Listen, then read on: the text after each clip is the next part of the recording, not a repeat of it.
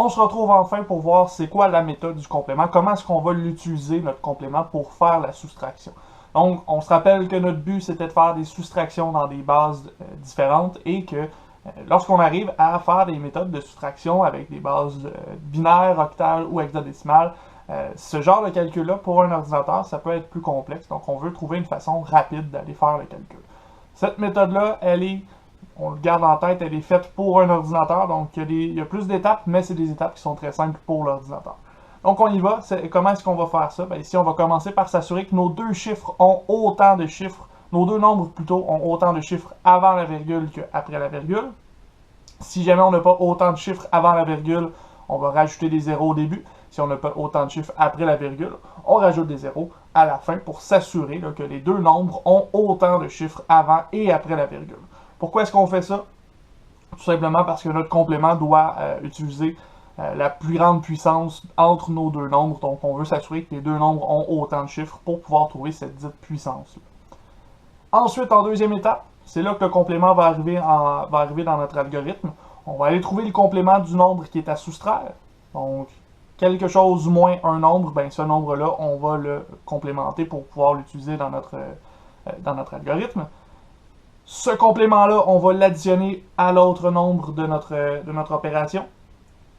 Puis c'est à ce moment-ci qu'on va pouvoir déterminer le résultat de notre soustraction. Donc, selon le résultat qu'on obtient à l'étape 3, si on a plus de chiffres avant la virgule dans notre résultat que dans les deux autres nombres qu'on avait au-dessus, ça veut dire que notre réponse, elle est positive et qu'on va devoir enlever le chiffre qui est le plus à gauche de notre somme pour pouvoir obtenir le résultat de la soustraction. Et de l'autre côté, si au contraire on n'a pas plus de chiffres dans notre résultat avant la virgule, ça veut dire que la réponse elle est négative et que le résultat de notre somme devra être complémenté pour aller chercher le résultat de notre soustraction. On y va avec un exemple pour essayer de mieux saisir qu'est-ce que notre algorithme nous donne.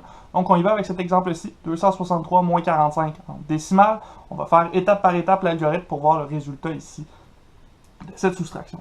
Donc, première étape. On veut s'assurer que nos deux nombres plutôt, ont autant de chiffres avant la virgule et après la virgule. Parce que si on a 263 qui a 3 chiffres avant la virgule et 45 qui en a seulement 2, donc 45 va devenir 0,45. On ajoute un 0 ici pour qu'il y ait autant de chiffres dans notre nombre 45 que dans notre nombre 263. Pourquoi est-ce que je dois faire ça ici? Tout simplement parce que le 0,45, quand je vais le complémenter, il va devenir un chiffre qui va pouvoir s'additionner puis donner le bon résultat avec le 263 qu'on va avoir dans notre troisième étape. Donc, étape numéro 2 maintenant. Ce que je dois faire, c'est trouver le complément du nombre à soustraire. Donc ici, 0,45.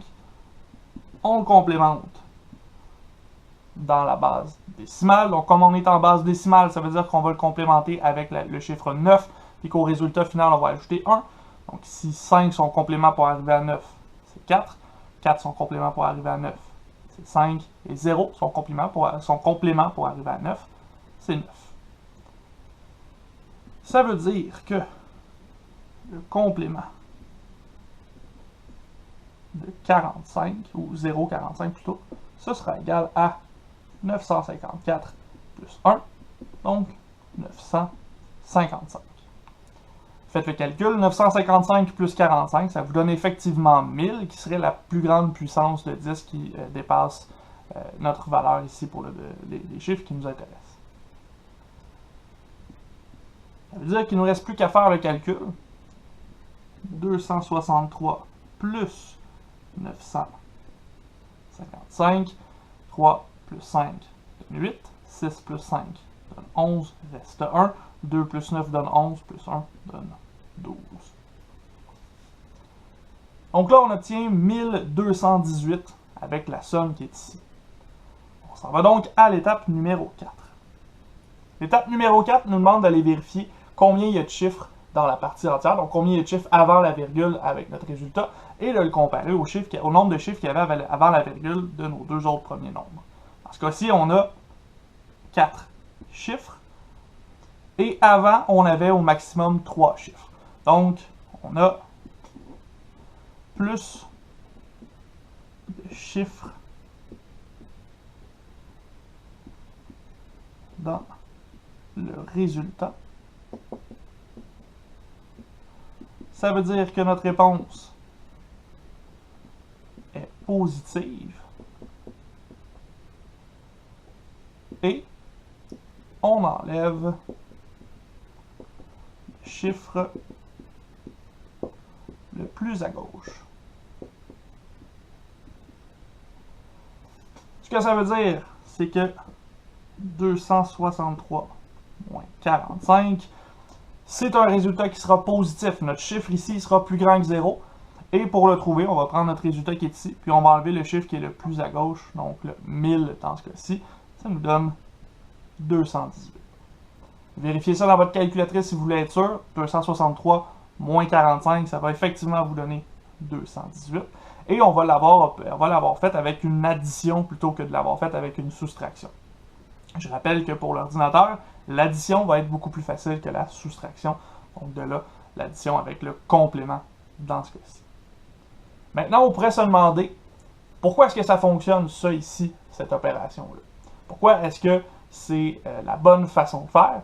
Bien ici, pour faire ça, on va devoir décortiquer le calcul qu'on a fait. Donc en effet, on va se faire juste un petit aparté comme ça.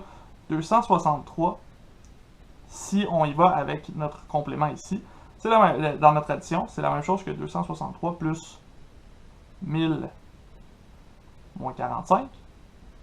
Le complément qu'on a trouvé ici, ça revient à cette définition-là.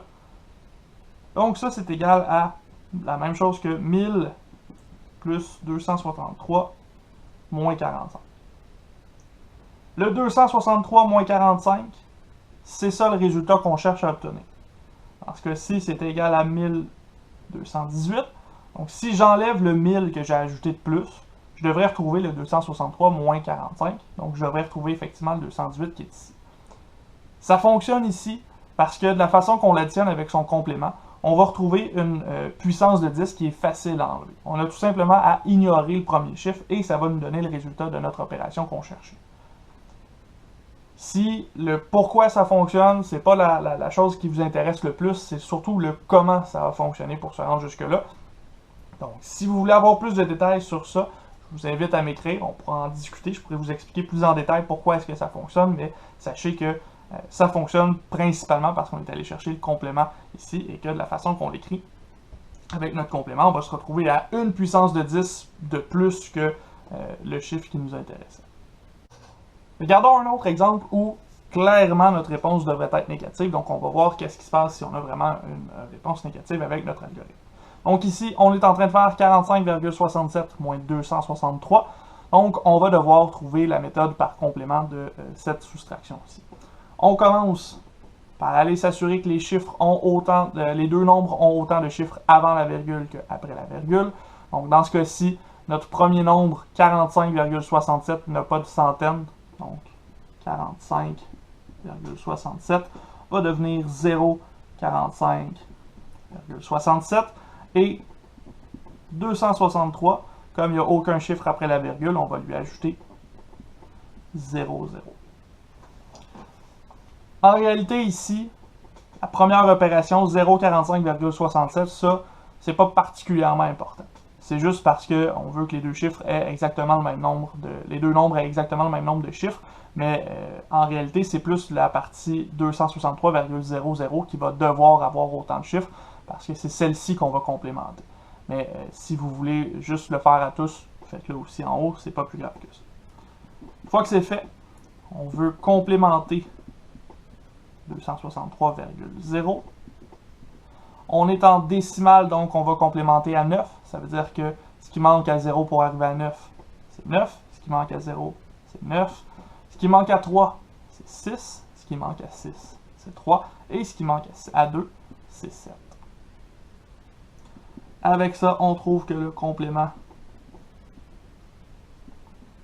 de 263,00 c'est égal à 736,99 et on ajoute 1 à notre dernier chiffre qui est ici, donc 0,01, ce qui nous donne 737. c'est ce chiffre-là qu'on va utiliser dans notre addition à l'étape 3. Passons justement à cette étape-là. Donc, on va additionner 45,67 avec 737,00. J'ai rajouté les zéros ici juste pour qu'on s'assure que les colonnes concordent. Donc ici, 7 plus 0, ça me donne 7. 6 plus 0, ça me donne 6. 5 plus 7, ça me donne 12. Il reste 1. 4 plus 3, ça me donne 7 plus 1. 8. Et finalement, 7 dans ce cas-ci. Et là, à ce moment-ci, cette réponse-là, c'est celle qu'on va utiliser pour l'étape numéro 4. Donc, étape numéro 4. On va aller vérifier, est-ce qu'il y a plus de chiffres avant la virgule dans notre résultat que ce qu'on avait avant. Dans ce cas-ci, 7, 8, 2, on a 3 chiffres avant la virgule. On n'a pas plus de chiffres que 737. On en a même égal dans ce cas-ci. On aurait pu vérifier sur le 45, mais c'est le 737 qui est le plus gros ici, donc c'est celui-là qu'on va vérifier. Ce qui veut dire qu'on n'a pas de chiffres supplémentaires. Donc, comme on n'a pas de chiffres supplémentaires, comme il n'y a pas de chiffres supplémentaires,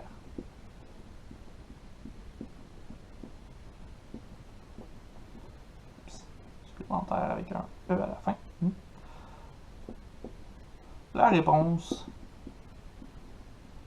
est négative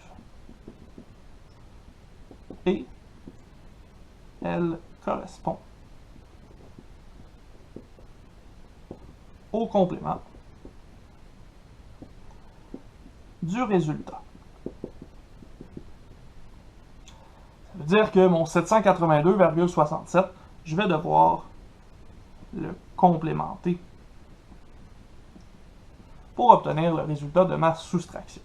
Donc ici, on est en base 10, ça veut dire qu'on s'en va vers 9. 7 plus 2 pour arriver à 9, donc complément égal à 2. 6, son complément c'est 3. 2, c'est 7. 8, c'est 1. Et 7, c'est 2. Il nous reste à ajouter un chiffre à la toute fin ici. Donc 217,33. Ça ici, c'est la réponse de notre soustraction. Il ne nous reste plus qu'à la rendre négative, donc moins 217,33. C'est le résultat de notre soustraction initiale. Faites-le dans votre calculatrice, vous devriez obtenir exactement ce résultat-là ici. Donc, on voit qu'on est capable de le faire aussi quand on a une réponse qui est négative. Il suffit de bien analyser le résultat qu'on obtient à l'étape numéro 3. C'est un algorithme qui est un petit peu plus complexe pour le cerveau humain, mais pour le cerveau de l'ordinateur, ça fonctionne beaucoup mieux. C'est des opérations qui sont très faciles, c'est des vérifications simples que l'ordinateur peut faire sans trop de problèmes, donc c'est facile d'implémenter ça dans un circuit. Allons-y maintenant avec un exemple en binaire. Donc on a deux nombres en binaire ici, et on va faire la soustraction. Donc on va essayer de faire la soustraction cette fois-ci avec le complément à 2 dans la base binaire. Ici, notre première étape, ce sera d'aller s'assurer qu'on a autant de chiffres avant et après la virgule. Comme on l'a vu dans le dernier exemple, on n'a pas vraiment besoin de traiter le premier, on va seulement traiter le deuxième. Donc le deuxième ici, comme il n'y a pas de chiffre après la virgule, on va lui en ajouter 1, 1, 0, 0, 0, 1, 0, 1. Ça deviendra 1, 1, 0, 0, 0, 1, 0, 1, virgule 0. Puis j'ajoute un 0 à la toute fin, comme ça, il a la même longueur que celui qui était au-dessus. Ceci étant dit, on peut maintenant aller complémenter ce chiffre-là. Donc 1, 1, 0, 0, 0, 1, 0, 1, virgule 0. On le complémente de la façon suivante. Ici, on se souvient qu'en binaire, comme on a soit 0 ou 1, quand on fait le complément, on fait juste inverser les chiffres qu'on avait. Donc on va obtenir 0, 0, 1, 1, 1, 0, 1, 0, virgule 1 dans ce cas-ci. Et il ne nous reste plus qu'à additionner. Donc, le complément de 1, 1, 0, 0, 0, 1, 0, 1, virgule 0, ce sera égal à 0, 0, 1, 1, 1, 0, 1, 0, virgule 1, plus un chiffre à la fin, donc plus 0,1. Et ça ici, ça va nous donner 0, 0, 1, 1, 1, 0, 1, 1, directement. Là, on remarque que mon complément commence par 2 zéros. Est-ce que j'ai besoin de ces 2 zéros-là? Oui, absolument. J'en ai besoin parce que dans mon résultat de mon addition, je veux comparer à ces zéros-là, à la longueur de mon complément au complet. Et ce complément-là est basé sur le chiffre qu'on avait, le nombre qu'on avait initialement. Donc, je veux m'assurer qu'on ne dépasse pas celui-là en haut et non pas le premier, parce que sinon on va avoir l'impression que notre réponse devrait être positive, mais ce n'est pas le cas. Donc, on veut s'assurer qu'on ne dépasse pas la longueur de notre complément. On regarde ça justement. Donc, 1, 1, 0, 1, 0, 0, 1,1, auquel on va additionner ici ce nombre-là. Donc, 1, 1, 0, 1, 1, 1, 0, 0, 0, tiens, pour que ce soit bien joli. Et là, on voit que notre deuxième chiffre, notre complément, il dépasse de 1 le premier en haut. Donc, si on dépasse le deuxième chiffre, là, on pourra dire qu'on a une réponse positive, mais ça ne devrait pas arriver. Donc, regardons le résultat ici. 1 plus 0 me donne 1. 1 plus 1 donne 2. Donc, 0 reste 1. 1 plus 1 donne 2. Donc, 0 reste 1. Ici, ça me donne 1. 2, donc 0 reste 1. 2, 0 reste 1. Donc, 3, 1 reste 1. Et là, on a 2. Donc, 0 reste 1. Et ça finit avec un 1 à la toute fin. Donc, maintenant, on a notre résultat de la somme entre notre premier chiffre et le complément du deuxième. On remarque qu'on a autant de chiffres que ce qu'on avait initialement. Donc, comme il n'y a pas de chiffre de plus, la réponse est négative et elle correspond au complément du résultat. Donc, il me reste à complémenter le résultat que j'ai eu ici. 1, 0, 1, 0, 0, 1, 0, 0,1. Ça ici. On le complémente, on est en binaire, donc on n'a qu'à inverser les chiffres. Ça me donne 0, 1, 0, 1, 1, 0, 1, 1, virgule 0. On n'oublie pas qu'on ajoute un chiffre à la fin. On va ajouter un 1 dans la dernière position. Donc, on va obtenir 1, 0, 1, 1, 0, 1, 1, virgule 1 pour notre résultat ici, pour notre soustraction. Ça ici, c'est le résultat de la soustraction qu'on avait initialement.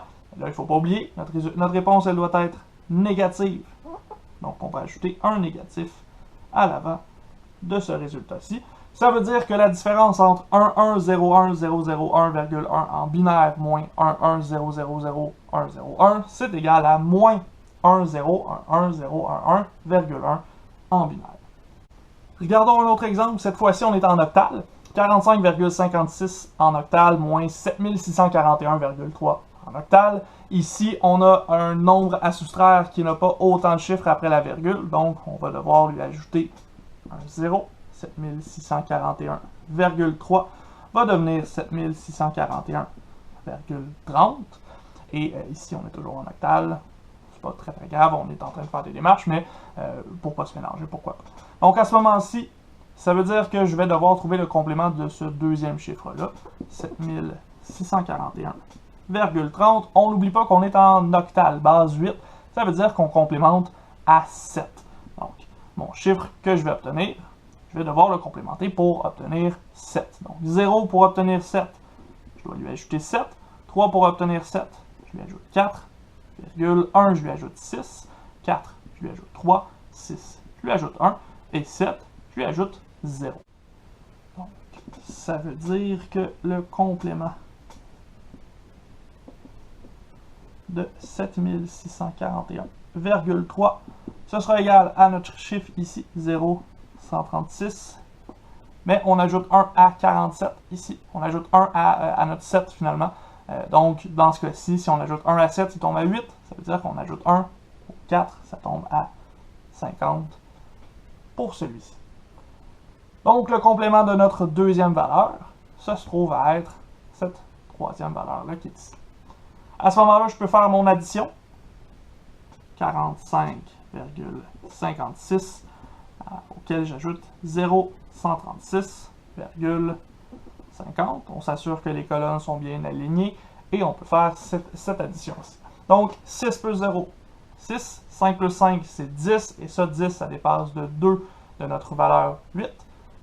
Il nous reste 1 qui va passer de l'autre côté. On n'oublie pas la virgule.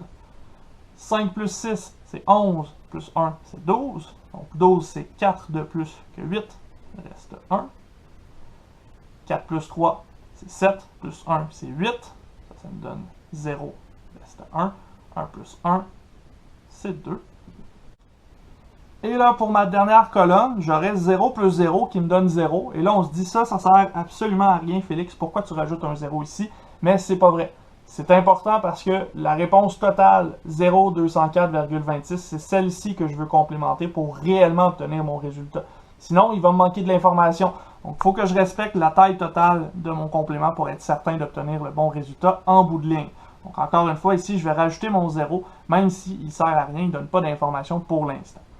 À ce moment-là, je vais vérifier, est-ce que j'ai un chiffre supplémentaire? Ben non, j'arrive exactement pile avec mon complément et le nombre avant. Donc ici, comme il n'y a pas de chiffre de plus, la réponse est négative et correspond au complément du résultat. Donc, ça veut dire que je repars avec 0,204,26 et je vais complémenter ça dans la base 8. Donc encore une fois, je complémente avec 7, donc 8 moins 1, et ici je vais partir avec le 6. Donc qu'est-ce qui me manque pour arriver à 7 si je pars à 6? Ben, il me manque 1. Qu'est-ce qui manque pour arriver à 7 si je pars à 2? Il manque 5, j'ai ma virgule, mon 4 sera 3, mon 0, 7, mon 2, 5, et mon 0, 7 dans ce cas-ci. Il ne me reste plus qu'à obtenir mon complément, 7573,52. Et ça ici, encore une fois, c'est ma réponse, mais il manque le négatif, donc j'oublie pas mon moins à la fin. Ça veut dire que 45,56 en base octale moins 7641,3 en base octale, c'est égal à moins 7573,52 en base octale. Encore une fois, je l'indique juste pour être clair dans l'écriture de mon chiffre. Dernier exemple maintenant en hexadécimal. On a encore une situation où on a deux nombres. Et cette fois-ci, le deuxième nombre a un chiffre de moins avant la virgule, un chiffre de plus après la virgule. Après la virgule, ça c'est pas très grave. On va rajouter des zéros à notre nombre initial, mais ça veut dire quand même que B2, c'est 3. Pour être aussi gros en termes de longueur que notre premier terme, devra devenir 0B2, c'est 3. En base 16, toujours. Et donc, c'est la deuxième version ici, un petit peu plus longue, qu'on va complémenter. Donc, 0B2, c'est 3. On complémente ça, on est en base 16, donc 16 moins 1 égale 15, c'est à 15 qu'on veut complémenter. 3 pour se rendre jusqu'à 15, ça lui prend 12. 12 en hexadécimal, c'est C. C, on vient de le dire, c'est 12, donc pour se rendre à 15, c'est 3 de plus. 3. 2 pour se rendre à 15, c'est 13 de plus. 13, c'est D. B, ça correspond à 11 en hexadécimal. Pour se rendre jusqu'à 15, ça lui prend 4 de plus. Et 0, ben, ça lui prend 15 de plus, puis 15, ça correspond à F, lorsqu'on est en hexadécimal. Il ne nous reste plus qu'à trouver le complément en ajoutant 1 à notre dernière coordonnée. Donc, le complément de 0B2,C3 est égal à F4D,3. Et là, le C ici, on ajoute 1, ça tombe à C plus 1, ça va tomber à D. Donc, 3D dans ce cas-ci. Et c'est ce complément-là qu'on va ajouter à notre premier terme pour pouvoir trouver notre résultat. C'est ce qu'on fait à l'étape 3, 5B6,7 plus F4D,3D pour l'additionner ici, bon, je pourrais ajouter un 0 à mon premier terme juste pour que ce soit de la même longueur pour pouvoir faire l'addition complète. Et ici, 0 plus D, ça me donne D. 7 plus 3, ça me donne 10, mais en hexadécimal 10, c'est A. 6 plus D, ben là on a 6 plus 13, ça donne 19. Et 19, c'est 3 de plus que 16. Donc, il va rester un 3 et on additionne 1 à la colonne suivante. B plus 4, c'est 11 plus 4, qui est égal à 15. Plus 1, c'est 16. Donc là, 16 ici, ça correspond à 0. Et on retient 1. Il ne reste plus que la dernière colonne. 5 plus F. F, c'est 15. Plus 5, c'est 20. Plus 1, c'est 21. Donc ici, on va garder 21 au total en dessous. Mais là, 21 par rapport à 16, c'est combien de plus? 21, c'est 5 de plus. Et il nous reste un 1 qu'on additionne dans la dernière colonne ici. Donc, 5b6,70 plus f4d,3d, c'est égal à 1503,AD lorsqu'on est en hexadécimal.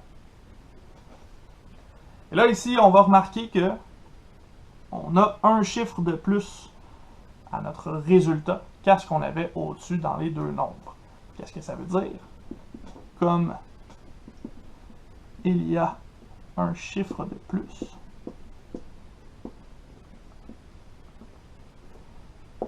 la réponse